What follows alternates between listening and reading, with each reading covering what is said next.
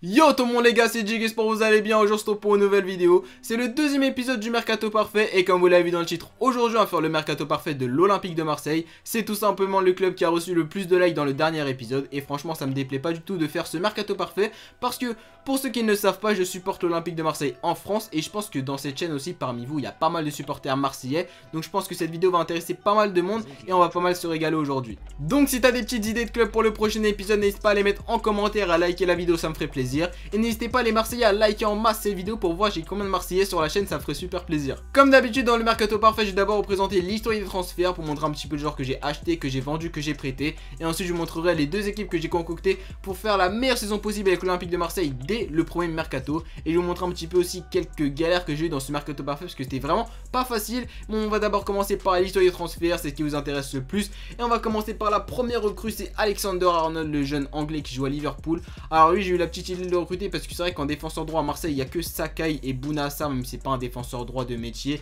J'ai recruté Alexander Arnold parce qu'il fera très bien la doublure de Sakai et puis même il augmente énormément, il a un très bon potentiel. Je l'ai recruté pour 2 millions d'euros, c'est vraiment pas cher, il a un super potentiel, donc je trouve que c'est vraiment un bon achat. Ensuite j'ai recruté André Gomes, le jeune joueur de Manchester United, hein, la grosse pépite cette année. Je l'ai recruté pour 1 100 000, voilà, c'est vraiment pas cher et puis on a un gros potentiel au poste de milieu offensif parce que c'est vrai qu'à part Payet et Thauvin qui peut jouer à MOC des fois ou même Maxime Lopez, je trouvais que ça manquait un petit peu, on va dire, de profondeur au niveau du milieu de terrain. Du coup j'ai voulu acheter une grosse pépite pour vraiment la faire augmenter le plus possible. Et puis voilà, c'est vraiment un très bon investissement. Et puis vous la revendrez très très cher, hein. C'est vraiment rapport qualité-prix, c'est un des meilleurs, comme je vous ai dit dans ma dernière vidéo, les meilleures pépites en carrière manager. Donc je regrette pas du tout d'avoir acheté Gomez.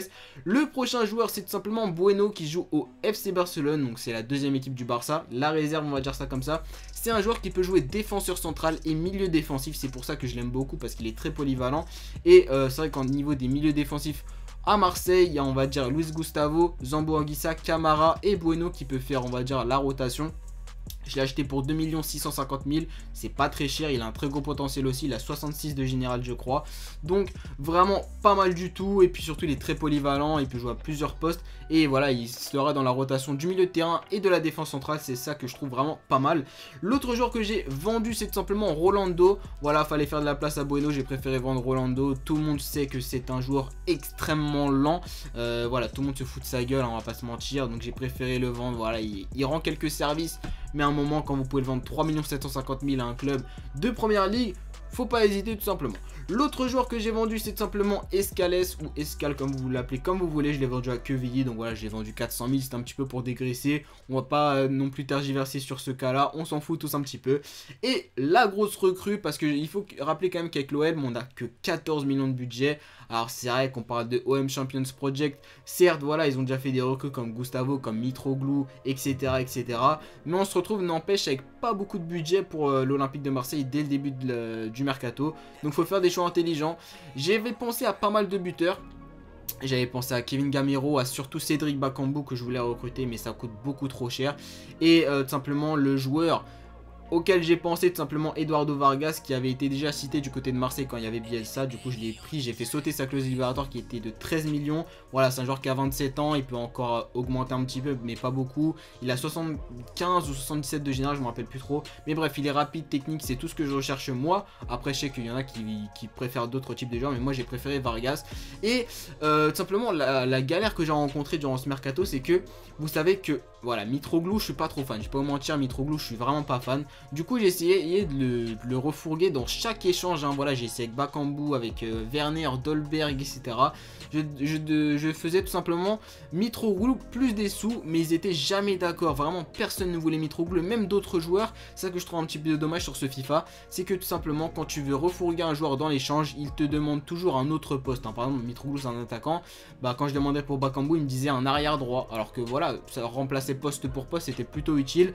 Voilà, c'est tout le temps pareil, c'est un petit peu dommage. Du coup j'ai pas réussi à me débarrasser de Mitroglou, mais bon, il est toujours dans l'équipe 1. Et maintenant je vais vous présenter les deux équipes que j'ai concoctées. Donc vous avez un petit peu vu la première équipe, mais bon je vais vous l'expliquer un petit peu plus dans le détail. Je vais vous expliquer aussi les choix de certains joueurs et surtout la formation. Donc au cas où on retrouve Mandanda qui est déjà là, bien évidemment quand tu commences la carrière manager avec Marseille, mais ça fait plaisir de retrouver un bon gardien, on va dire, parce que Pelé il est bien gentil, mais bon là tu retrouves Mandanda, voilà, une figure à l'Olympique de Marseille, ça fait plaisir de le retrouver, donc pas besoin de changer. Ensuite la défense, c'était principalement là que ça pas mal changé cet été au niveau de l'Olympique de Marseille. On retrouve Jordan Amavi qui est un super recrutement. J'adore ce joueur-là. Il est très bon, très rapide. Ça change de Patrice, c'est vrai, qui vient de se faire virer par l'Olympique de Marseille. Mais voilà, Amavi, ça fait plaisir. C'est un bon joueur, il est jeune, il a l'avenir devant lui, c'est cool. En défense centrale, Abdenour Rami, on pourra dire ce qu'on veut, mais pour la Ligue 1, c'est suffisant. Franchement, c'est une très bonne défense centrale qui a de l'expérience. Franchement, moi, rien à dire. Moi, je vous conseille de laisser comme ça pour la première saison. Ensuite, à droite, Sakai. C'est vrai que Sakai, voilà, il paye pas de mine. Voilà, tu vas pas te mentir. C'est pas non plus un joueur qui a des qualités exceptionnelles de vitesse, de centre, etc. Mais bon, c'est un guerrier, il se bat tout le temps. Donc, moi, j'aime beaucoup. Je vous conseille de le laisser, surtout qu'on n'a pas beaucoup de budget. C'est pas forcément là qu'il faut s'attarder le plus. Au niveau du milieu de terrain, rien à dire. Je pense que là, c'est une paire très complémentaire. Gustavo, qui est exceptionnel depuis le début de la saison avec Marseille, qui marche sur la Ligue 1, avec Zambo Anguissa qui a des stats phénoménales. Voilà, 86 de force, 73 d'accélération, vitesse il a 74 aussi, donc il est très rapide, très costaud. Voilà, franchement, il faudrait peut-être l'entrer un petit peu plus sur les dribbles et les relances, mais c'est parfait. Ensuite, au niveau du milieu de terrain, on retrouve Payet à gauche. Payet à gauche, moi j'aime bien parce que voilà, il peut rentrer dans l'axe, il peut déclencher des bonnes frappes, il peut lancer des bonnes passes aussi pour les attaquants. Et puis voilà, moi j'aime bien aussi jouer à deux buteurs, donc c'est pour ça que j'ai mis Mitroglou et Vargas devant. C'est complémentaire, Mitroglou qui est plus un point de fixation et Vargas qui tourne autour, qui a 4 étoiles techniques, qui est vraiment pas mauvais, hein. Et voilà, il est rapide aussi, 75 de finition. Au niveau de la vitesse, c'est 84 d'accélération, 74 de vitesse, donc franchement j'aime beaucoup Vargas. Et à droite on retrouve bien évidemment Florian Thauvin. Très bon joueur, j'aime beaucoup. Et aussi dans la deuxième équipe, c'est là que ça a pas mal changé, on va dire. Au niveau des cages, on retrouve Pelé, qui a fait une très bonne saison l'année dernière avec Marseille. Mais bon, vu que Mandanda est revenu, forcément, il est repassé doublure. Ensuite, on retrouve Patrice Evra. Pat Evra, I love this game. Malheureusement, il s'est fait virer par l'OM. Moi, je trouve que c'est totalement normal, hein, qu'il se soit fait virer. Parce que ça, on va pas se mentir, il avait plus trop la tête au foot, hein, Evra, ces derniers temps. Il faisait plus de vidéos sur Instagram que je sors de vidéos moi-même. Et puis, voilà... Qu'est-ce que tu vas mettre un high kick dans la tête d'un supporter? Même si tu te fais insulter, tu dois quand même garder tes nerfs, je trouve. Donc c'est normal qu'il soit fait virer. Ensuite, en défense, on retrouve Doria qui est toujours à l'Olympique de Marseille. Voilà, hein, bah on va quand même on va s'en servir. Doria, et puis après j'ai mis Bueno, vu que Rolando est parti, j'ai mis Bueno, puis voilà, il augmente bien et franchement je vous le conseille. À droite on retrouve Alexander Arnold qui est très bon. Au milieu de terrain on retrouve le jeune Camara qui est une très grosse pépite du centre de formation de l'OM. Lui il faut le faire jouer, voilà, il a 17 ans, voilà, 68 de général, il peut jouer milieu défensif comme défenseur central. Rien à dire, c'est un joueur où il faut miser dessus. Au niveau du milieu de terrain, on retrouve Sanson et Maxime Lopez. Un très bon milieu de terrain, 100% français. Voilà, que des bonnes connexions. Je pense que ce milieu de terrain est vraiment très talentueux et surtout prometteur. Et devant, on retrouve Ocampos à gauche. Voilà, vu que j'ai fait passer Payet à gauche, bah Ocampos se retrouve dans l'équipe 2. Devant, Germain, et à droite, Clinton NG à droite. C'est vraiment pas mal. Et dans les joueurs que je n'utilise pas, il y a André Gomez, mais lui, vous faites rentrer en fin de match. Voilà, il peut faire la différence. Puis c'est un investissement sur le futur. Grégory Serti qui peut pas mal dépanner aussi. Après, moi, j'ai préféré miser sur Camara en milieu défensif et mettre Bueno dans l'axe. Après je pouvais mettre Camara défenseur central et Sertic au milieu de terrain, c'est comme vous voulez, mais moi je préfère faire comme je l'ai fait. Ensuite dans les autres joueurs que je n'utilise pas, il y a Bounassar, le fameux, hein, on va pas se mentir, il n'a pas marqué l'OM par ses prestations depuis qu'il est arrivé. Il peut toujours dépanner, mais si vous pouvez le vendre, n'hésitez pas. Et aussi, pas mal, je voulais vous le dire, j'ai vraiment reçu pas beaucoup d'offres.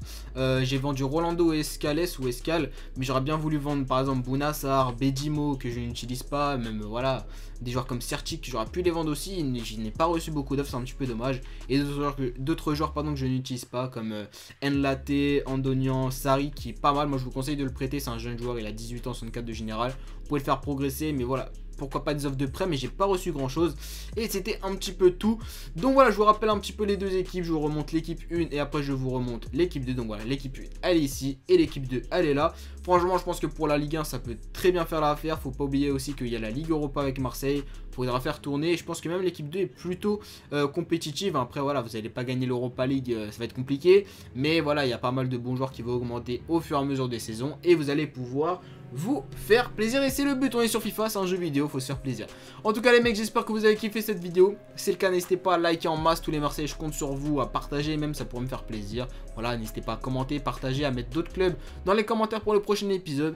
Moi c'était un plaisir, on se retrouve très bientôt pour de nouvelles vidéos. C'était Jig, prenez soin de vous, je vous kiffe la famille. Ciao.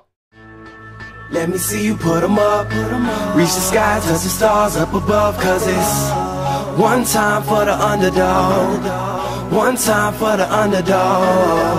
You got the world on your team, even if that ain't what it seems.